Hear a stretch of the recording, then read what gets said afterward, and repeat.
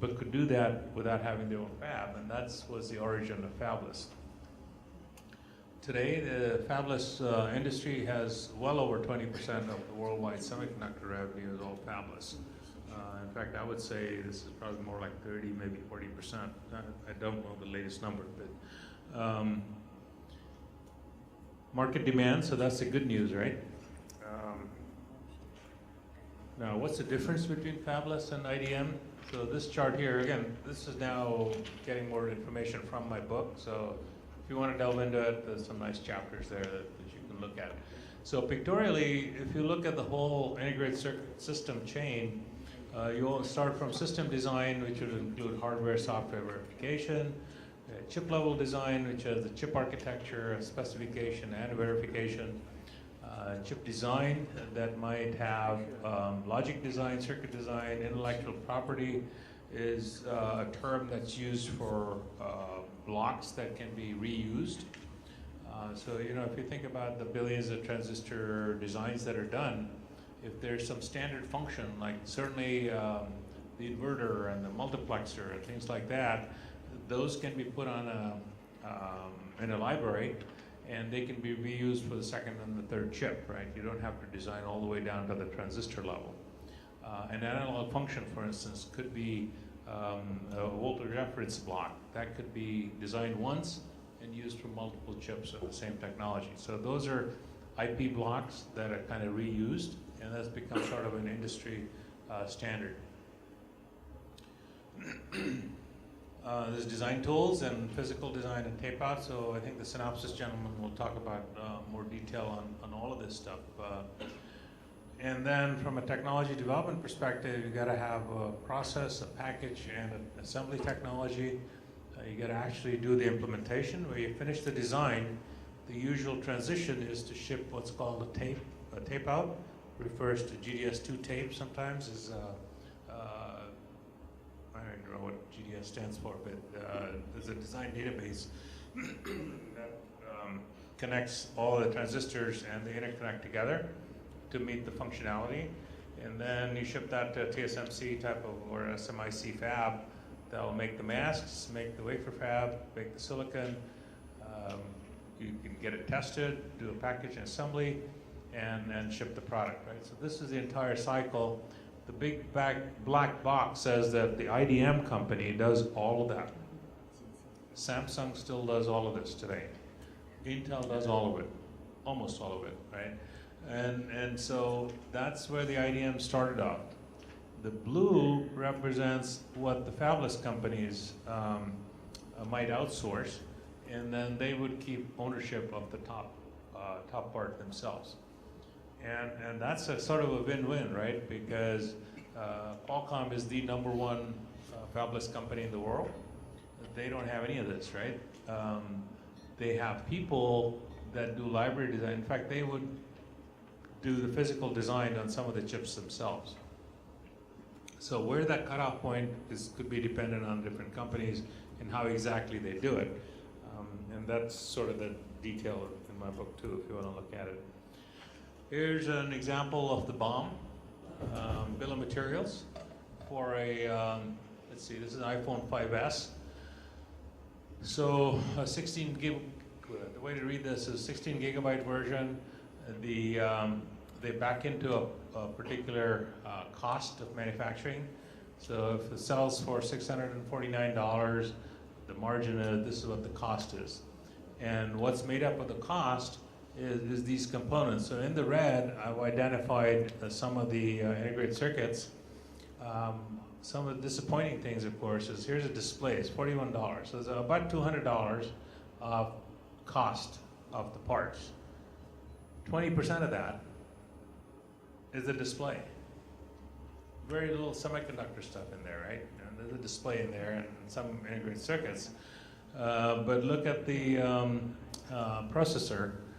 The wireless section, where's the processor?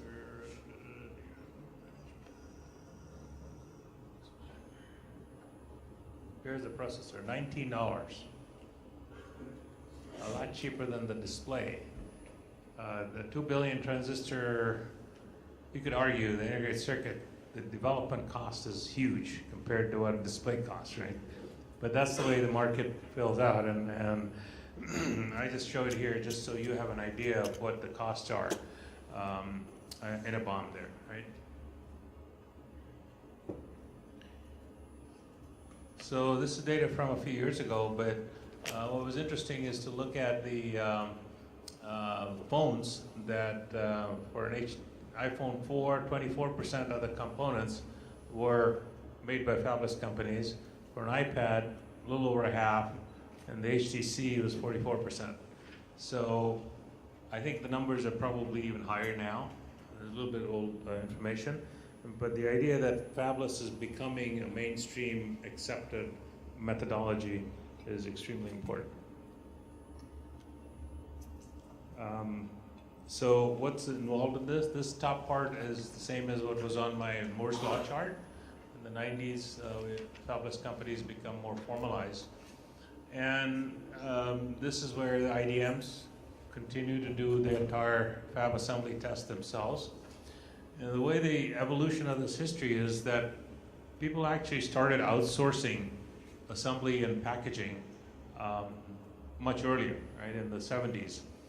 So companies that were based in the United States, even IDMs, they would go to Brazil, they would go to Korea, they go to, I don't think they went to China at that time, but to do the packaging, assembly and packaging.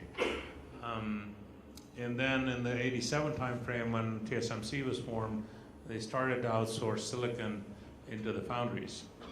And then in the late 90s, as companies like TSMC, UMC, and then later SMIC started to build the infrastructure even for design to provide the library, then they started to outsource the design.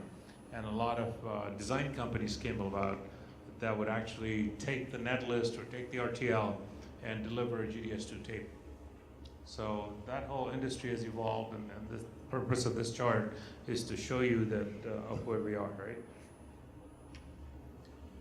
So you could ask the question, why do people want to go fabless?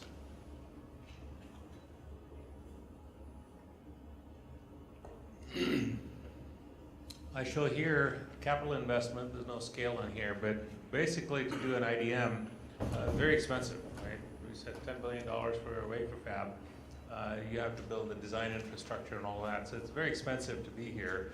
A fabless company, on the other hand, zero investment, right? All you can do is outsource the activity and get it done. So that's how they started, right? A company like Qualcomm, no capital investment. They didn't know what it meant to invest even $100 million into something. What they have done, they have realized that if they did just this, they wouldn't be competitive with the leading edge IDMs. In fact, there was I started consulting for Qualcomm in 2006, and if I go back to this chart here, IDMs like TI, they had these wafer fabs, and they started to go fab light. TI would go to Wall Street analysts and tell them, hey, don't worry about Qualcomm. We've got the fab, we control the silicon, Qualcomm will never catch up. Guess what? In October of 2006, Qualcomm had a phone call with a 45 nanometer chip before TI ever had that chip. And the way they were able to do that is the way they interacted with the foundries. And they did this by selectively inserting a little bit of investment, more on the R&D side. So I actually helped them go to IMEC to learn advanced technology and build in products ahead of time. So that's, they used to call that IFM, is Integrated Fabless Manufacturing, and it required a little bit of investment. In the meantime, the fab light IDM companies were getting rid of some of their investments and going outside the wafer foundries. And then over time, I think these will probably converge, but the culture is very different. Coming from a culture where you're not used to spending any money, even spending $10 is expensive, right? So that's just more philosophical. Um, There's some older data, but fundamentally the point I wanted to make here is that the share of the fabless industry keeps going up, and if you can figure out the reason, the growth rate of fabless companies is much higher than the rest of the semiconductor industry. So that's the business reason why this has happened. The other reason is that if you look at the return on equity, return on assets, these are financial terms, I'm not sure you're familiar with them, but these are all much better for fabless than they are for semiconductor company. And that's the reason why these companies have been successful. Now, the downside of fabless is to interact with the supply chain and make sure you get your parts when you need them. Because the fundamental difference between an IDM and a fabless company is that the CEO of Intel owns all of their packaging, all of their design, all of their fabs. If there's any conflict, any issues, that CEO can resolve it. The CEO of Qualcomm does not own the wafer fab, does not own the assembly and test. If there's any issue of delivery, guess what? He has to go talk to his counterpart or the people underneath, right? The point I'm making is your supply chain is outside your control. And managing that is a big challenge. So in the 90s, that used to be a big issue, early 2000s. That's where my company came in. We used to do that service for startup companies. Since then, the supply chain has gotten a lot better. It's much more integrated. The ecosystem is set up, and it's much smoother than it used to be. And we've kind of migrated ourselves into a different area of expertise. But that's what my book teaches you, is how to do this and get that infrastructure set up. Fundamentally, it takes partnerships, it builds relationships. You got to make sure you're talking to the right people and they're communicating with them.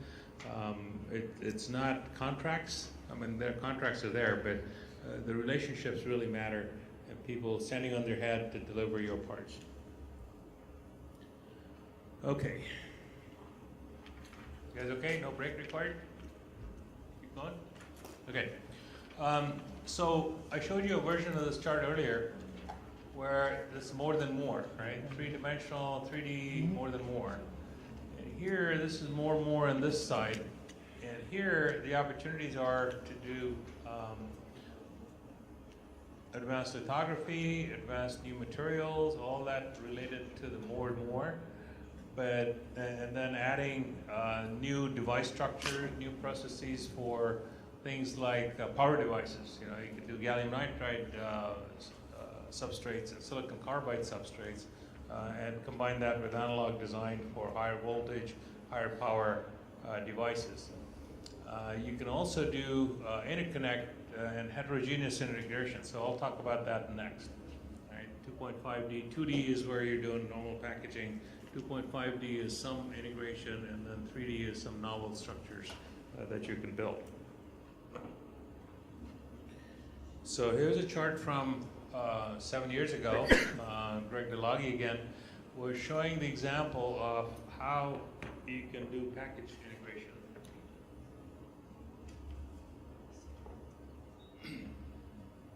So traditional in the early 90s, what you would do is you had a printed circuit board, you had a processor, you had a dynamic memory, and a flash memory. Remember we talked about earlier, when this memory has to talk to the processor, signal goes something like that, right? All the way in the printed circuit board and all the way up there.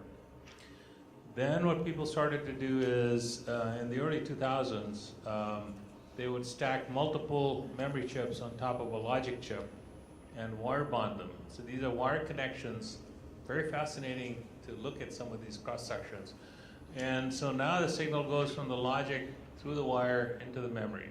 Much shorter, much lower RC delays, and therefore the performance got better. By the way, if you opened up parts in around the 2005 timeframe, Qualcomm parts that looked like a single chip, they might have 2 or 3 chips in there. And that's true for other customers, other suppliers also.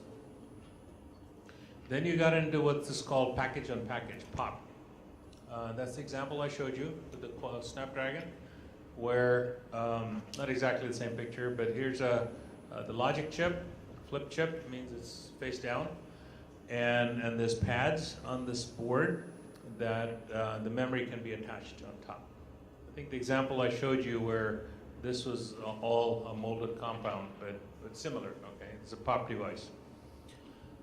And then in the future, what he was talking about is through silicon vias, and I'll show you more examples of this.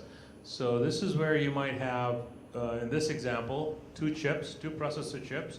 You actually drill holes through the silicon and have copper connections or some kind of high conductance connection going straight down, and then the same thing for the memory. So ideally, you could have 5 chips and the connections go straight down.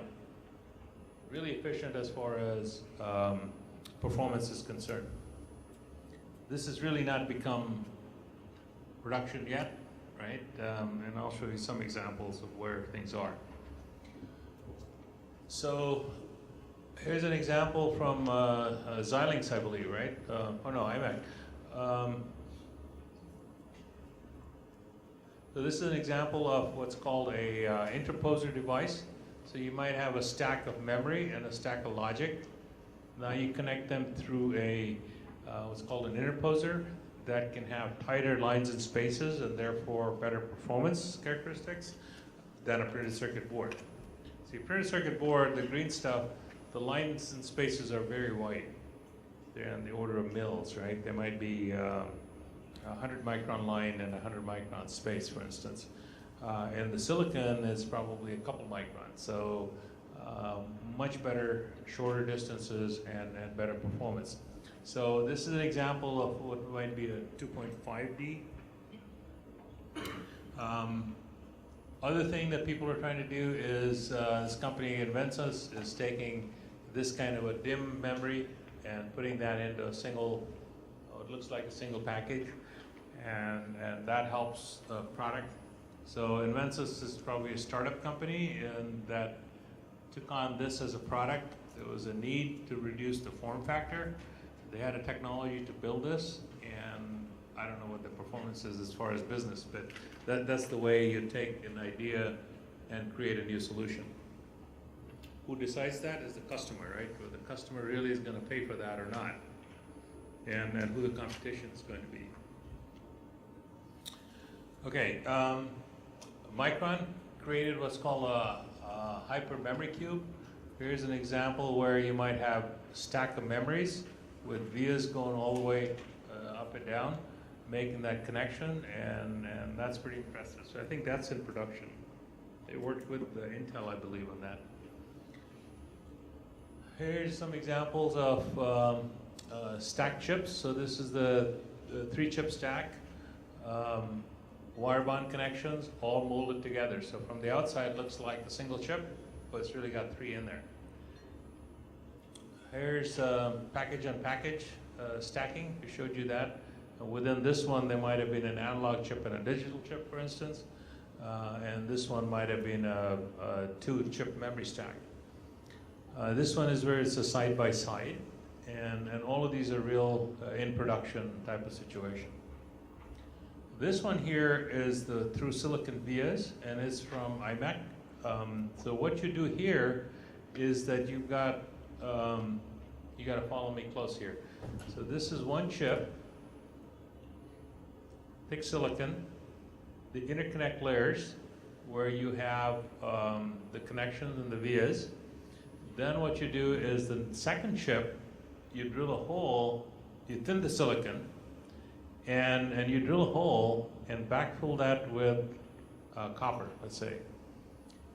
And so the top part of the interconnect layer is the same, and then a second chip, again with the through silicon via. You got to create a bond so that the top chip can come and sit and get attached. So this would be a stack of 3 different chips, one on top of the other. So conceptually it's good, and I think it's been demonstrated in the laboratory. I don't believe it's in production yet, because it's a pretty complicated technology and a lot of complicated business issues. Because let's say you're trying to, you build a logic chip, and now you're trying to stack memory chips. Well, you got to have a memory chip that you can thin down and drill the holes in it. If you're buying the memory from Samsung, are they going to sell you the chip? I'm not really sure. How are you going to decide whether it's a good chip? And if once you stack it, it doesn't work, whose responsibility is it? So all kinds of business issues that need to get resolved, and in addition to technological issues. But those are still opportunities. I think they're. So I think this is sort of what I showed you before, is an HTC with a Qualcomm device that, in this case, you had a memory chip that got attached right on top of the logic chip, right? Now, there's a term that people are talking about called heterogeneous integration. So a lot of this other stuff was homogeneous, where you have same kinds of chips that are put together in the same package, so multi-chip packaging. Heterogeneous is where you might have a logic chip, but now you can have a whole bunch of other possible chips that you integrate either on a single module, a multi-chip solution, or a single substrate, right? So here's some examples from Taiwan Semiconductor Association. But I mean, it could be any combination of things. I'm just showing it visually. Intel came up with a similar solution where what they're doing is they got a package substrate and they create kind of like the interposer, but they bury the interposer within the printed circuit board. And what they're doing is you can mix and match your die. So you can have a logic chip here, you could have an analog chip, and you can connect them through a much tighter pitch solution with much higher, much more efficient interconnect. So this was just published very recently. I just read that a little while ago. And so that, again, is called EMIB, is embedded multi-die interconnect bridge, right? So that's what that is. A lot of innovation in this packaging space, by the way. TSMC has got a 3D, what they call InFO, is integrated fan-out packaging technology. So here you got the base, the green substrate, a logic chip, the split chip, and this is built using what's called copper pillars. Here's a more dramatic example of that. So in this particular case, you have the substrate, you build what's called little pillars that are sticking up from the board. You put your logic chip and then you mold the whole thing. And then that goes to the phone manufacturer that can put the dynamic memory right on top of it. Here's where the multi-chip module could be memory and a logic side by side. So again, a lot of innovation. What it's going to lead to, is I'm going to give you a preview here, is that it's going to extend the life of Moore's Law in a sense. It's not Moore's Law in a silicon, but it's kind of a virtual Moore's Law that's happening. So here's an overall summary there of, you got multi-chips on a printed circuit board, you got SOCs, and you can put them all together. You got 3D, that's 3D transistors. Oh, 3D can be two different things, right? 3D could be FinFETs on the silicon, and it could be 3D packaging, like I showed you with the through silicon vias, or wafer level packaging, or wafer on wafer. So these are all possibilities. And then there's system integration, where you might have a platform solution for mobile. Might be a logic chip, a memory chip, a modem, a transceiver, all a number of things put together. And that's where a lot of this system level co-design, right? STCO that we were talking about from IMEC. One way to try to integrate all of this, right? So we talked about the Moore's Law, the number of transistors going up and the nodes going down. In the old days, it used to be linear scaling for the Dennard theory. IMEC calls it happy scaling. Every 2 years, you have a new generation of technology. Nicky Liu, who's chairman of Petron and also the Taiwan Semiconductor president. He termed this thing, he presented this last year at ASSCC keynote speech. So I picked this from him, is that, so that was Silicon 1.0, right? That's what everybody talks about. Then around the 28 nanometer node, you started to do area scaling, where instead of just looking at the minimum feature size, you now talk about the gate pitch and metal pitch product of that. And that became good till about 14 nanometer. Then you're talking about the volumetric scaling, where now you got 3D transistors and maybe 3D stacking in the package. What he's predicting is coming down is what he calls as the functional value creation scaling, where you might have heterogeneous integration in combination with design and architecture to create a system. And his contention is that as you do this, your overall virtual Moore's law could extend for another 30 years. That's Nikki's term. Whether it'll be there or not, I don't think I'll be around to see that. You folks can probably see that, right? But his kind of the layout of what, you know, all the things about Moore's law, I think is a nice way to recap the whole thing. In terms of industry directions, according to Dr. Bahai, you know, in the past 20 years, you're doing a lot of commodity CMOS, dominant technology, it's here to stay. Markets are dominated by the next best thing, you know, next product. It's got to make business sense, very important. And the industry is characterized by huge volumes, a small number of products, right?